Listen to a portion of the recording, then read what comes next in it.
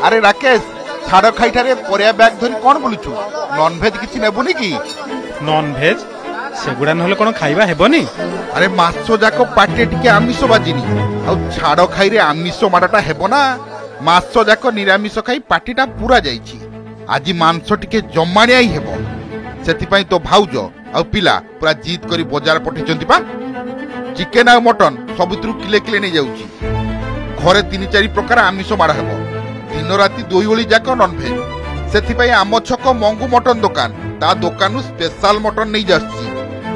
ओ एमिति की आम घरे किंतु मनस्थ करिथिलु चिकेन किमा मटन टिके करबा पे तू तो जानू मु पूरा शाकाहारी घरणी टिके खाए आ पुओटा भी मो भली से भी खाइबा को पसंद करेनी घरणी काले मन करिथिबो सेथिपई तांको मटन की चिकेन आनिबी बोली पचारिबारु मो पुओ मते कोन कहिला जानिछु। अरे कोन कहिला से मो पुओ दुई पद कथारे मनुष्यर जीव दया भाव को बुझाई देला। कोन एमिति कहिला जे तोर जीव दया भाव उदय हैला जेतेबेले मो घरणी को पचारिली आज कोन नॉनवेज आनिबा बोली सेतेबेले मो पुओ मते कहिला बाबा तुमे मामा को पई आउ कहा छुआ को मारी तार मांस आनी खाइबा को देबा को कहउछ से माने पाटी फिटाई पारु नहंती बोली गोटे निरीह जीव को हत्या करी ता मांस खाइबा को लालायत करूछ। बाबा मामा तुमे चिंता कल जदि तुम आखि सामने मते केही हाणी मो मांस को नीलाम करिवो तेबे तुमको कोन लागिवो। अरे एमिति कोन कहउछि से हां पा सेही कथा कही आम दुई जन को मनटा को दुखी करिदेला छोटो छुआटा से कोन ता मुंडरे एमिति जुटिला के जानी एभली कहिदेला। अवश्य मु ताको पचारिली से कहिला बाबा कंसेई हाणुथिबा प्रतिटी जीवर गोटे परिवार अछि किए माँ छाड़ी आसीथिबो तो किए माँ सामने हणा खाउथिबो आउ सांग आगरे सांगर जीवन जाउथिबो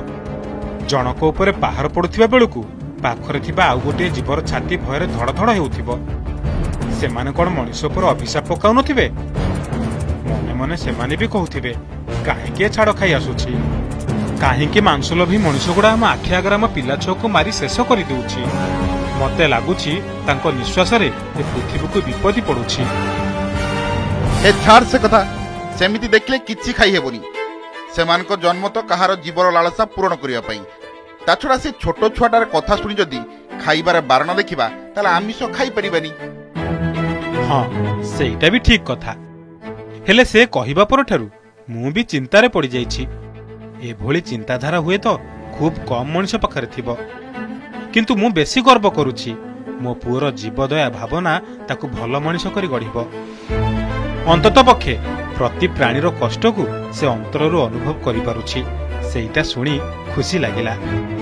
खुशी ना छेना तू तो पुअर कथारे पाटी बंद करी बस आमे जाई घरे चिकेन मटन मजा उठेइबु। देख सांग खाइबा रुचि निज पसंदर तते भल लागुछि तू खाउछु जेबे खाद्य को शुद्ध चित्तरे खाई थाए तेबे ताहा शरीर पई उपादेय होइथाए मु मना करूनी तू खा ना बोली हेले गोटिए कथा भाबिबु सତରେ कोन एमानको लोह निश्वासर प्रभाव मनुष्य ऊपर पडुनी हे तू मते से महत्वबाणी सुनाना आज मूड हेइची माने नॉनवेज माराटा हेबा निश्चित तू मो मूड खराब करनी सांग ना रे महत्वबाणी दउनी बर मनुष्य हिसाब रे मनुष्य पणिया कथा कहूची हो हो तू जा बेसी समय कथा ले मु भी बदली जीवी शेष रे शाकाहारी हे जीवी आज पेटे खाइबा परे काली कथा चिंता करिबा। हौ सांग तू जा आराम रे छाड़ खाई मजा उठा तू जा तो घर को मु चलिली मो घर को तेने तो भाउज मसला बाटी अपेक्षा करिथिबो। हौ सांग रहिली। अरे मा लिजा कुआडे गलु नेलु ए मांस को धोई देबु भलरे से सेते बेलु मन दुखरे खटरे बसी मोबाइल देखुची ता फेवरेट मटन आनिची परा ताकू कोनो प्रस्तुत कर देबो सर रांधिबो कोन कहलानी मटन की चिकेन किछि खाइबनी बोली खाइबनी काई कोन हैला की कहूची आज दिन रे से निरीह छेली आ कुकुडा को देखि तार कोडे ज्ञान उदय हे जाईछि। ज्ञान उदय हेइची एमिति कोन कहूची से के जानी ताकू जणा काहे कि से एमिति कहूची ता माने राकेश रो पुओ जा भाबुची मो झियो कोन सेया भाबुची ता मुंडरे कोन चालिलानी जीवदया भाब। हां दर्शक बंधु छाड़ खाई नारे लक्ष लक्ष जीवन को एमिति बलि पकाई दिंतुनी मनीष मूल लक्षण और मूल्यबोध हेउछि जीवदया जहा आजिका दिन रे कमी कमी आसिलानी जार परिणाम स्वरूप सेमानक आर्तनाद मनुष्य को ठेली देउछि विपत्ति आड़कू।